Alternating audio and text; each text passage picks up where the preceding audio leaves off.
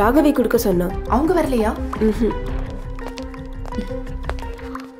வேதிகா, என்ன? எதுக்கு நீ வந்தன்னு தெரிஞ்சு போச்சு. ஒழுங்கா வா.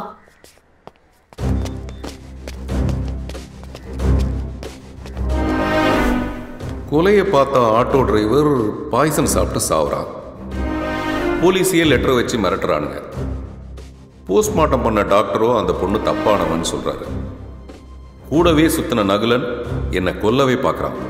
ஒரு சின்ன தடயம் கிடைச்சா கூட கொலைகாரன் குடலை உருவி மாலையா போட்டு கேக்குறது உங்ககிட்ட அறிவில்ல. சொல்றீ, எதுக்கு வந்த? சார் வந்துட்டார்ல, சொல்லு. Sorry sir. இது ஹாஸ்பிட்டல், சத்தம் இல்லாம கேட்கணும். பதில் வரலனா சத்தமே இல்லாம க்ளோஸ் பண்ணிடணும். இப்படி இருந்தா கேட்காது. இப்ப கேக்குமே. சார், நான் இதுல தேவையில்லாம வந்து சிக்கிட்டேன். ராகவி பேஷண்ட்க்கு பணம் கொடுத்திருந்தான். அதை கட்டதான் நான் வந்தேன். நகுலன் கிட்டே இதுதான் சார் சொன்னேன். இதுக்கு மேல என்ன வேணா பண்ணிக்கோங்க. என்ன வேணா பண்ணலாமா சார்? அப்படின்னா சார், யாமினிங்கிற ஒரு பொண்ணுக்காக பணம் கட்டிருக்கா. விஸ்வநாதன்ங்கிற டாக்டர் தான் டீல் பண்ணிட்டு இருக்காரு. உள்ளதா இருக்காரு சார்.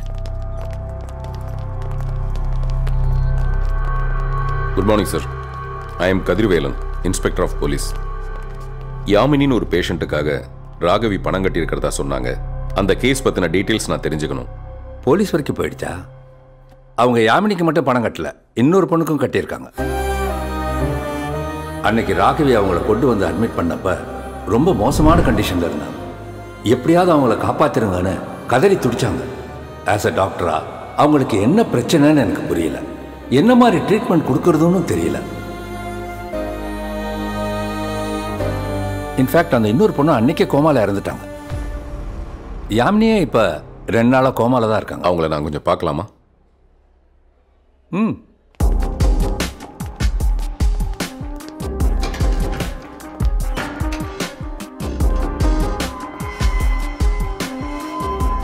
மிஸ்டர் கதிர்வேலன், ஒரு 10 வருஷம் போதையில் இருந்தவங்க எப்படி நடந்துப்பாங்களோ அப்படிதான் இருந்தது இவங்க 2 பேரோட பிஹேவியரும் அட்மிட் ஆகும்போது.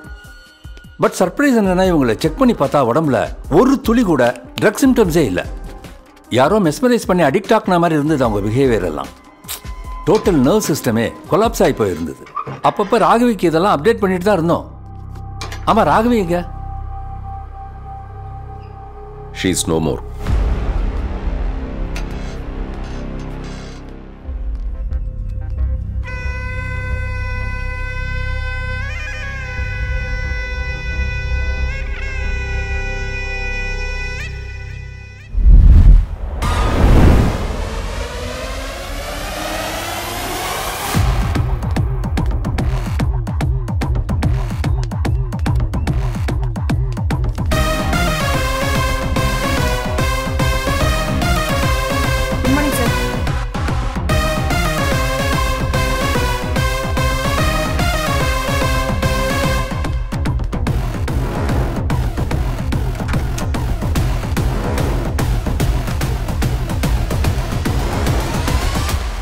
வாங்க கதிர்.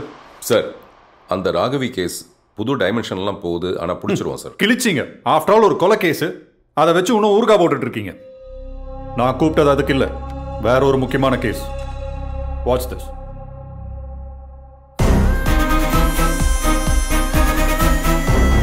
லோகேஷ், நீங்க பிடிச்ச ஆளுதான்.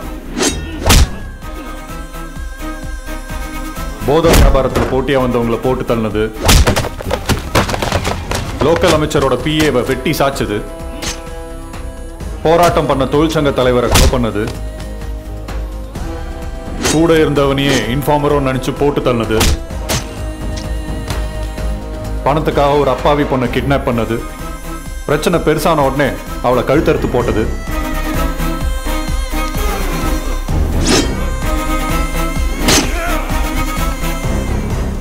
இப்படி எல்லா கேஸுக்கும் ஆதாரம் சேகரிச்சு தான் அவனை போடுறதுக்கு ஆர்டர் வாங்கியிருக்கோம்.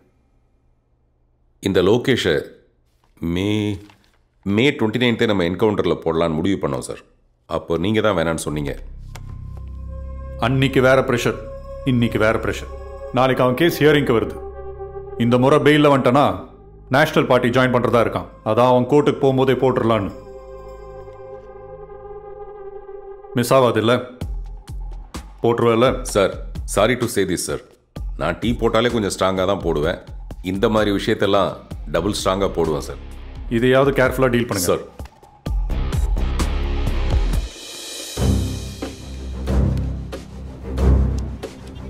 ராகவியோட கொலைகேஸுக்கு பின்னாடி வேற ஒரு டைமென்ஷன் இருக்குன்னு கமிஷனர்கிட்ட சொல்ல போனா அதை அவர் சீரியஸாகவே எடுத்துக்க மாட்டேங்கிறாரு. லோகேஷுங்கிற ரவுடியை விட இது பெரிய விஷயங்கிறது அவருக்கு புரிய மாட்டேங்குது. துள்ள துடிக்க செத்துருக்கா ராகவி. கோமால இருந்த ராகவியோட ஃப்ரெண்டு ஒருத்தி செத்துருக்கா. இப்போ இன்னொரு பொண்ணு கோமால இருக்கா. இன்னும் எத்தனை பேர் பாதிக்கப்பட்டிருக்காங்கன்னு தெரியல. ஏதோ ஒரு ரகசியம் தெரிஞ்சதுனால தான் ராகவியை கொலை பண்ணியிருக்காங்க. பாதிக்கப்பட்ட ஒரே ஒரு பொண்ணை நான் பிடிச்சிட்டேன்னா செத்தான் அந்த கொலைகாரன்.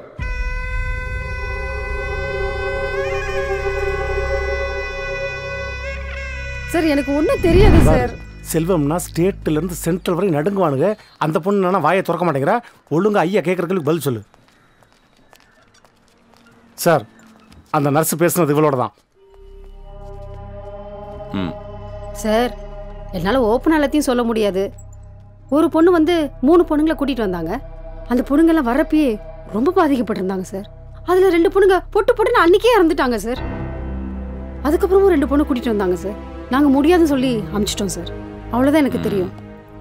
இத்தனை பொண்ணுங்க பாதிக்கப்பட்டிருக்காங்கன்னா அதுக்கு பின்னாடி வேற ஏதோ ஒரு பெரிய மர்மம் இருக்கு.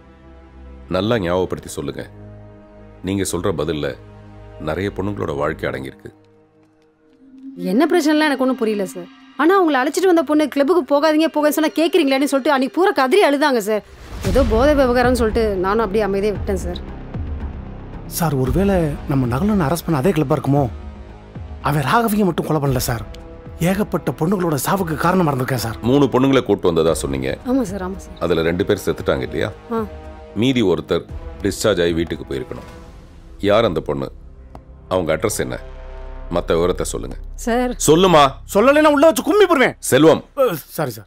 சிஸ்டர், செத்து போன பொண்ணு உங்க சிஸ்டர் இருந்தா இப்படி பேசுவீங்களா? ப்ளீஸ். நீங்கள் சொல்கிறதெல்லாம் கரெக்டு தான் சார். அந்த பொண்ணு தெய்வ தினமாக பொழைச்சிக்கிட்டா. அவங்க பேரண்ட்ஸ்க்கும் இன்ஃபார்ம் பண்ணி அவங்கள வீட்டுக்கே அனுப்பிச்சி வச்சிட்டோம் சார். அவங்க கிராமத்துக்கே போயிட்டாங்க சார். ஒரு உயிர் எப்படி போச்சுன்னு தெரியாம அந்த மார்ச்சுவரி இருட்டுக்குள்ளேயே நான் தேடிட்டு இருந்திருக்கேன். நீ வந்து கதவு திறந்து விட்டுருக்க. இப்ப என்னுடைய எல்லா கேள்விக்கும் பதில் கிடைச்சிருச்சுமா. ரொம்ப நன்றி. ஆனா நீ தைரியமா இரு. உன் பேர் நிச்சயமா வெளியில வராது. நீ நல்லா இருப்பமா.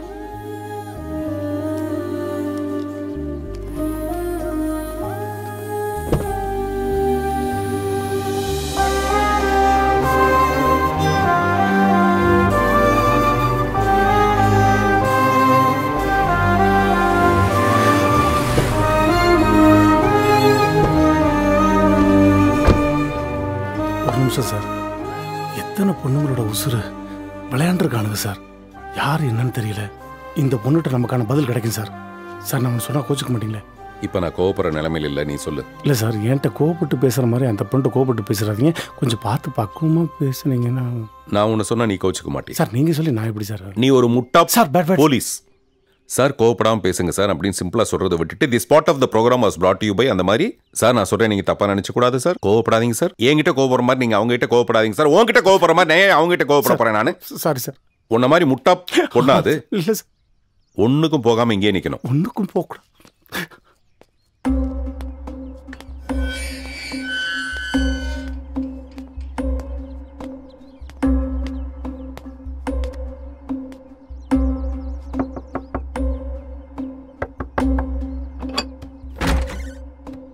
வணக்கம். யாரு? கதிர்வேலன் இன்ஸ்பெக்டர். உள்ள வரலாங்களா? என்னங்க போலீஸ் வந்திருக்கு? வணக்கம் சார். வணக்கம். நாங்க எந்த கம்ப்ளைண்ட்டும் கொடுக்கல. நாங்க யார்கிட்டயும் எதுவும் பேசவும் தயாரா இல்லை.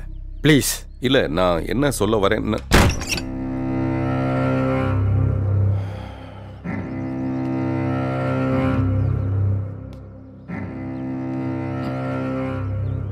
Praise the Lord. நான் உன்னை விட்டு விலகுவதும் இல்லை, உன்னை கைவிடுவதும் இல்லை. ஜீசஸ் இதை தனித்தனியா ஒவ்வொருத்தருக்கும் சொல்ல முடியாது, வாட்ஸ்அப்பில் குரூப் மெசேஜ் அனுப்ப முடியாதுங்கிறதுக்காக தான் பெத்தவங்க மூலமா குழந்தைங்க மனசுல இதை ஆழமா நம்பிக்கையா பதிய வைக்கிறாரு. டேவிட் ஆசீர்வாதம், அவில்தார் ரிட்டையர்டு. ஒரு அப்பாவா நீங்க உங்க கடமையை கரெக்டா பண்ணிட்டு இருக்கீங்க. ஆனா நான் சிங்கிள் பேரண்டா குழந்தைய கரெக்டா வளர்த்துருவேன்னு பெருமை பேசிட்டு டியூட்டின்னு வந்துட்டா அது பப்புக்கு போதா பாருக்கு போதான்னு எப்படி தெரியும்? தெரியல. போதையில மொட்டை மாடியிலிருந்து கீழே விழுகிற வரைக்கும் தெரியல. போதையிலிருந்து மீட்டெடுத்த பிள்ளைய பொத்தி பாதுகாக்கணுங்கிற கவலை உங்களுக்கு. பறி கொடுத்த எனக்கோ இன்னொரு பொண்ணு அந்த மாதிரி பாதிக்கப்படக்கூடாதுங்கிற பரிதவிப்பு.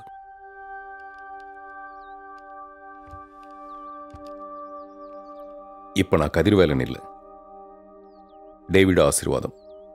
அது கூட இல்லை, ஒரு அப்பா, வெறும் அப்பா. இப்ப நீ பேசுற ஒவ்வொரு வார்த்தையும் நான் மட்டும் இல்லை, ஒவ்வொரு பேரண்ட்ஸும் அவங்களே திருத்திக்கிறதுக்கு உபயோகமா இருக்கும். சொல்லுங்களேம்மா. சொல்லுமா. நீ வா ப்ளீஸ்.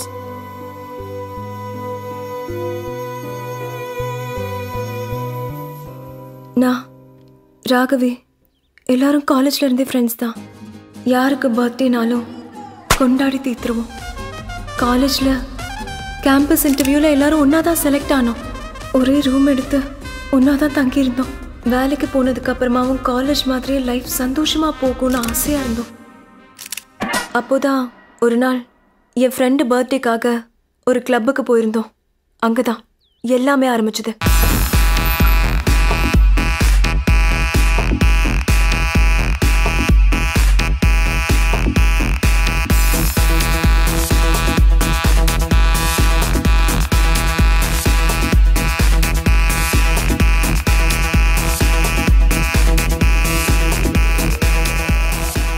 மறுபடியும் அந்த கிளப்புக்கு போகணும்னு தோணுச்சு. அப்படி எது எங்களை இழுத்துச்சுன்னு பார்த்தா அந்த கிளப் ஒன்று ஜோ போட்ட மியூசிக். அதுக்காக ஒரு தனி ரூமே வச்சிருந்தான். 3 நாள்ல என் ஃப்ரெண்ட் ஒருத்தி மயக்கம் போட்டு விழுந்தா. ராகவி அவளை கொண்டு போய் ஹாஸ்பிட்டல்ல சேர்த்தா. மயக்கம் போட்டுவ செத்தே போயிட்டா. ஆனா அன்னைக்கு கூட அதை பத்தி கவலையே படாம நாங்க கிளப்ல தான் இருந்தோம். அந்த மியூசிக் அவ்வளோ அடிக்ஷனா இருந்தது. இன்னும் 2 பேர் மயக்கமாகி கோமாக்கே போயிட்டாங்க. ராகவி கிளப்புக்கு வந்து ஜோ கிட்ட சண்டை போட்டா. என்ன நடக்குது? என் ஃப்ரெண்ட்ஸ் எல்லாம் சாக கிடக்குறாங்கடா. மரியாதை சொல்லுங்க, என்ன பண்றீங்க? இங்க ஏதோ தப்பா இருக்கு. Here everything is legal. You just get out. Take her away. நான் சும்மா விட மாட்டேன்டா. ஆனா அந்த ஜோ அவளை குப்பை மாதிரி தூக்கி வெளியே எரிஞ்சிட்டான். அடுத்தடுத்து 2-3 பேர் ஹாஸ்பிட்டல்ல சேர்த்தா. அப்ப கூட எனக்கு சீரியஸ்னஸ் புரியல. அப்புறம் ஒரு நாள் நானே மயக்கம் போட்டேன். மயக்கத்துல இருந்தப்ப இந்த பொண்ணுங்களை யாரோ தப்பா யூஸ் பண்ணிருக்காங்க. பொண்ணுங்களை மயக்கத்துல யாரோ தப்பா யூஸ் பண்ணிருக்காங்க டாக்டர் சொன்னப்போ நொறுங்கி போயிட்டேன். குடிச்சதில்ல, சிகரெட் பிடிச்சதில்ல, மாத்திரை ஊசி எதுவுமே போட்டதில்ல. கிளப்புக்கு போன இடத்துல ஏதோ மியூசிக்க போட்டு அங்க ஒருத்தங்களை சீரழிச்சிட்டான். ஒரு நாள் கேட்டா மறுபடியும் கேட்கிற மியூசிக் அது. ஆனா அது போதுன்னு சொன்னா யாருமே நம்ப மாட்டாங்க. நான் நம்புறேன். ஏன்னா அதை நான் நேரடியாக அனுபவிச்சிருக்கேன். அந்த மியூசிக் கேட்டதும் என் துக்கமெல்லாம் வடிஞ்ச மாதிரி இருந்தது. ஆனா அதை மறுபடியும் கேட்கணும்னு தோணுச்சு. அந்த அரக்கத்தனமான அடிக்ஷன் தான் அதோட பிரச்சனைன்னு புரிஞ்சுது.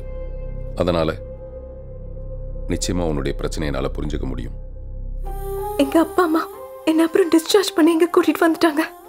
என் மேல ரொம்ப கோவமா இருந்த என் அப்பா அம்மாவை ராகவி தான் கன்வின்ஸ் பண்ணி புரிய வச்சா.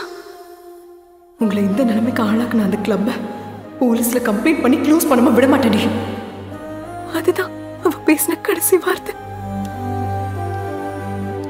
என் ஃப்ரெண்ட்ஸ் செத்துட்டாங்க, ராகவிய கொன்னுட்டாங்க. ஆனா அவங்க கிளப்பை நடத்திட்டு தானே இருக்காங்க, சம்பாதிச்சுட்டு தானே இருக்காங்க. வெளி உலகத்துக்கு தெரியாத இந்த போதையால ஒரு தலைமுறையா அழிய போகுது. ஆனா உங்களால ஒண்ணுமே பண்ண முடியல. அது அவளுக்கு தெரியல. பைத்தியக்காரி. நீங்க தடுத்துருவீங்கன்னு அவன் நம்பினா. ஆனா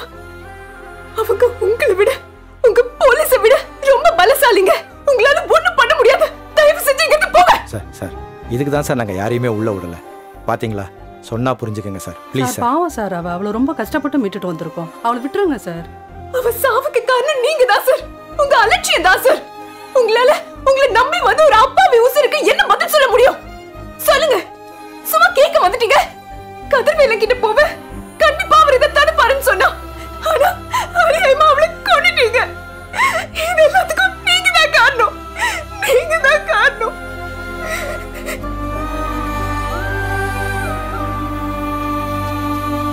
சார் அந்த பொண்ணு ஏதாவது பேசினாங்களா சார்? பேசல, துப்புனா கமிஷனர் வரைக்கும். இல்லை சார், நமக்கு யூஸ் ஆகிற மாதிரி ஏதாவது சொன்னா. எல்லாம் அந்த ஜோவோட கிளப்பில் தான். ஜோ மியூசிக்கை வச்சு போதை ஏற்றிருக்கான். அதை ராகவி அந்த டைரியில் எழுதி வச்சுருந்துருக்கா. அந்த நாதாரி நகுலன் மறைக்க பார்த்துருக்கான். அதுதான் இவ்வளோ பிரச்சனைக்கும் காரணம். சார் எனக்கு ராகவி புரியுது, நகுலன் புரியுது. இடையில ஜோன்னு சொல்கிறீங்களே, அந்த ஜோ யார் சார்? ஜோனா ஜோதிலட்சுமி, இந்த டான்ஸ் எல்லாம் ஆடுவா இல்ல, அவதான். Sir sorry sir. ஏன் இன்னும் 2 சாரி போடுறதானே? Sorry sir, sorry sir. Sorry போட்டால் வண்டி கிளம்பிடுமா? சாவி போட்டால் தான் சார் கிளம்பும். போய் போடு. இந்த போடுறேன் சார். பேசாமல் வாயை லாக்டவுன் பண்ணிட வேண்டியதான்.